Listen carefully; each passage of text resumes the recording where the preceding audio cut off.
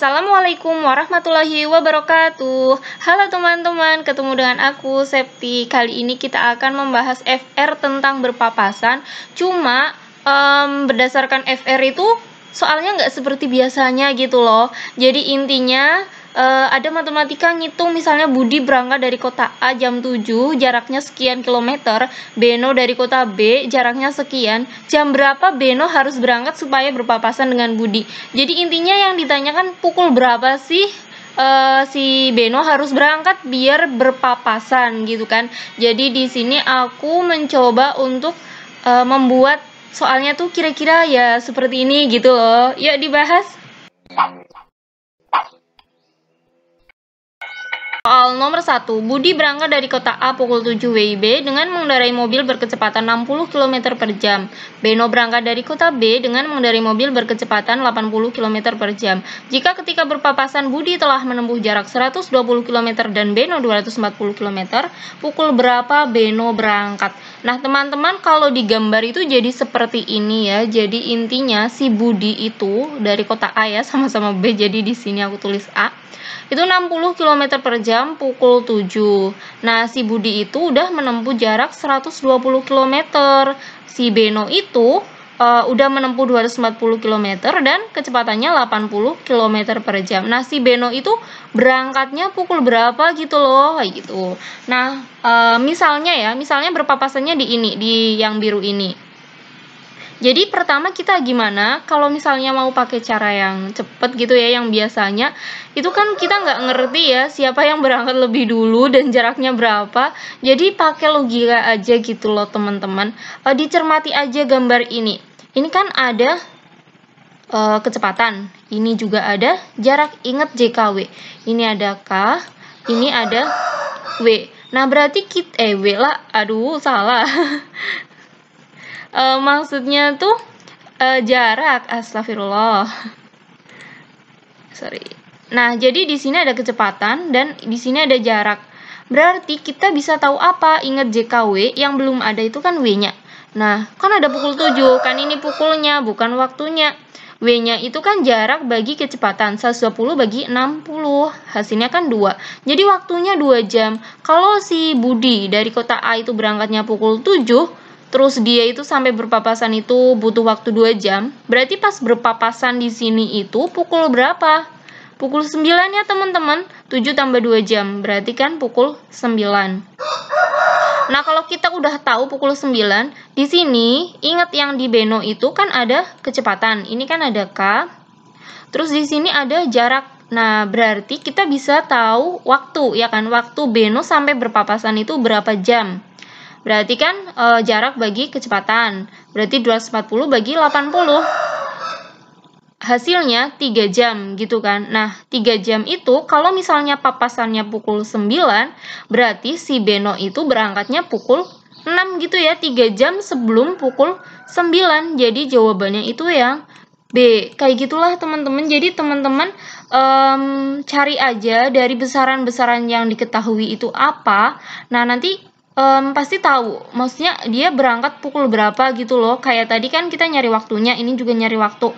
Nah, kita perlu tahu pukulnya berapa, pukul berapa pas berpapasan gitu kan. Nah, dari pukul berapa itu kita bisa tahu dari 3 jam dan pukul 9. Nah, soal selanjutnya ya, Budi berangkat dari kota A pukul 7 dengan mengendarai mobil berkecepatan 65 km per jam. Beno berangkat dari kota B dengan mengendarai mobil berkecepatan 80 km per jam. Jika jarak kota A dan B 210 km dan mereka berpapasan pukul 9, pukul berapa Beno berangkat? Jadi soal ini aku variasi gitu loh teman-teman. Jadi intinya yang ditanyakan masih pukul berapa berangkat gitu kan. Nah, di sini udah diketahui kalau yang diketahui itu jaraknya ya, AB itu 210 km. Bedanya dengan yang tadi itu kan yang diketahui jarak A sampai berpapasan, jarak B sampai berpapasan. Jadi ini aku variasi 210 km gitu kan. Nah, terus mereka berpapasannya pukul 9, di sini tuh udah diketahui. Pukul 9 mereka berpapasan. Nah, si Budi itu dari kota A 65 km per jam berangkat pukul 7 gitu kan. Berarti dari apa ini? Waktu kan kita bisa tahu kalau berangkat pukul 7, papasannya pukul 9, berarti jarak. Waktu yang dibutuhkan Budi sampai berpapasan itu kan 2 jam. 9 kurangi 7 kan 2 jam. Nah, kalau misalnya kita udah tahu waktunya 2 jam, terus habis itu kecepatannya segini, jaraknya 60 jadi yang udah diketahui kecepatannya 65 km per jam dan jaraknya dan waktunya 2 jam gitu ya. Intinya ada K, terus ada ini W gitu ya. Nah, kita bisa cari apa? Coba teman-teman. Kan kita bisa nyari jaraknya, ya kan? Jaraknya kan kecepatan kali waktu, JKW gitu kan. Ya udah, berarti 2 jam kali kecepatannya itu 65. Jadi 130 km. Jadi waktu papasan, si Budi itu udah menempuh 130 km. Nah, berarti otomatis ketika papasan, si Beno itu udah menempuh berapa kilometer? Ya ini 210 kurangi 130 gitu kan, 80. Nah, ini ya, jadi si Beno itu udah menempuh 80. Ini ada jarak, ya kan? Ada jarak, ini ada kecepatan. Berarti kan kita bisa nyari waktunya. Waktunya kan jarak bagi kecepatan, 80 bagi 80 kan 1 jam. Nah, 1 jam sebelum pukul 9 berarti kan pukul 8. Jadi, si Beno itu berangkatnya pukul 8. Kayak gitu ya, teman-teman. Jadi, intinya kalau ada soal yang tipe seperti ini ya, pukul berapa berangkat, kalau aku sendiri ya, itu lebih enak digambar gitu loh, divisualisasikan kayak gini. Oh, ini yang diketahui ini, berarti bisa nyari apa waktu. Habis itu berarti di sini bisa nyari apa gitu. Nah, teman-teman ini adalah FR juga ya. Mungkin teman-teman juga udah dapet FR ini, cuma aku juga dapet gitu ya di WA. Nah, ini kalau misalnya yang bangun ruang gitu ya, bangun ruang menghitung keliling, berarti ya sama aja teman-teman nyari panjang kerangkanya gitu ya. Panjang apa sih namanya? Panjang, kan misalnya balok itu ada rusuknya gitu loh. Menghitung panjang rusuk seluruhnya. Tabung dan kerucut bisa luas, bisa volume. Aku udah pernah buat videonya tabung dan kerucut, jadi teman-teman bisa play lagi. Kalau FPB pasti teman-teman bisa. Kalau menghitung skala emang aku belum pernah membuat ya. Yang ini aku belum pernah membuat. Pokoknya ini udah pernah. Untung rugi, kayaknya aku udah pernah juga buat di aritmatika sosial. Nanti aku tulis link-linknya yang udah pernah aku buat. Min rata-rata itu juga udah pernah. Bangun datar diagonal. Diagonal sepertinya aku masukin ke soal tryout kayaknya. Teman-teman cek playlist aja tentang tryout. Faktorisasi itu aku udah pernah, cuman judulnya itu aljabar. Nanti aku tulis di linknya. Diagram lingkaran atau batang kayaknya aku masukin ke soal-soal tryout, kayaknya aku agak lupa. Skala aku belum pernah membuat, jenis paragraf itu aku belum pernah membuat, tapi di soal di rumahtryout.com itu udah ada ya. Kalimat utama juga udah ada di ini, isi puisi udah pernah di rumah tryout. Pokoknya segini itu ada di rumahtryout.com. Terus kalau hukum Kepler aku udah pernah buat ya teman-teman. Kalau hukum Kepler itu kemarin ada yang bilang kalau pada saat misalnya bumi itu berada di titik terdekat, itu kecepatannya gimana, cepet apa lambat gitu. Jadi teman-teman play lagi yang hukum Kepler, kalau di titik dekat ya, di titik terdekat itu si bumi itu lambat, cepet karena dia luasnya tuh gede gitu. Kalau di titik yang jauh dia lambat. Jadi buat mengingat kalau misalnya ya yang orang-orang pencitraan itu, wah ada bos nih, ada kepala sekolah nih di dekatku, jadi aku harus ekstra lebih keras, lebih cepet nih kerjanya gitu loh. Kalau yang jauh gitu, halah bosnya di sana gitu, nggak ngeliatin aku juga, ngapain cepet-cepet, santai aja lah, lambat aja gitu.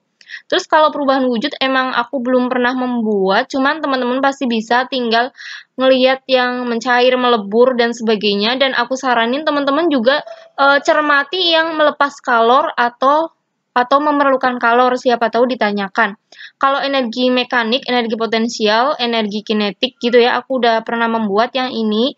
Nah, tapi aku dengar-dengar kalau soalnya itu lebih ke pemahaman gitu loh, bukan menghitung. Jadi ada gambar bola gitu ya.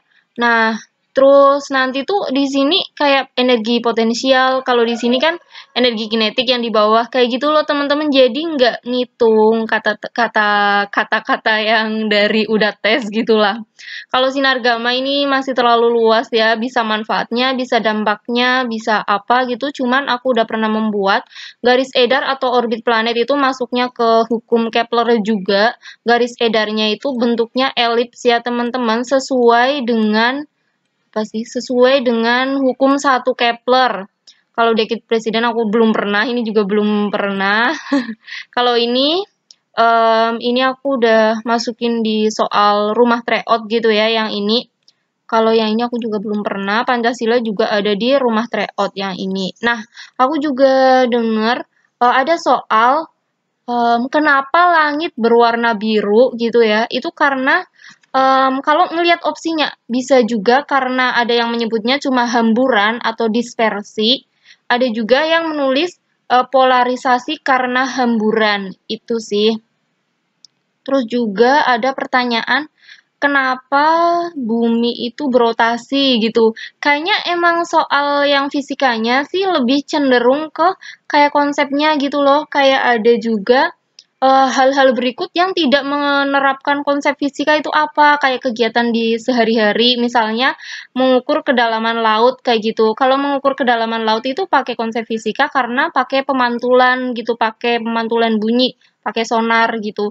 Jadi intinya teman-teman kalau mau belajar yang penerapan fisika, teman-teman bisa browsing aja, misalnya penerapan bunyi dalam kehidupan sehari-hari, penerapan magnet dalam kehidupan sehari-hari. Ya gitu-gitulah judulnya ditulis aja, terus penerapannya apa. Kalau misalnya di setiap buku biasanya sih di akhir materi yang hitung-hitungannya ada penerapannya gitu loh. Tapi kalau mau cari ya kayak gitu. Tulis judulnya terus apa penerapannya gitu aja. Mohon maaf ya teman-teman, aku tuh belum sempet untuk membuat contoh soalnya dari FR ini karena ada kegiatan lain gitu ya. Semoga aku masih dan semakin sempet gitu ya, semakin sempet untuk membuat video-videonya gitu. Semangat teman-teman, semoga sukses.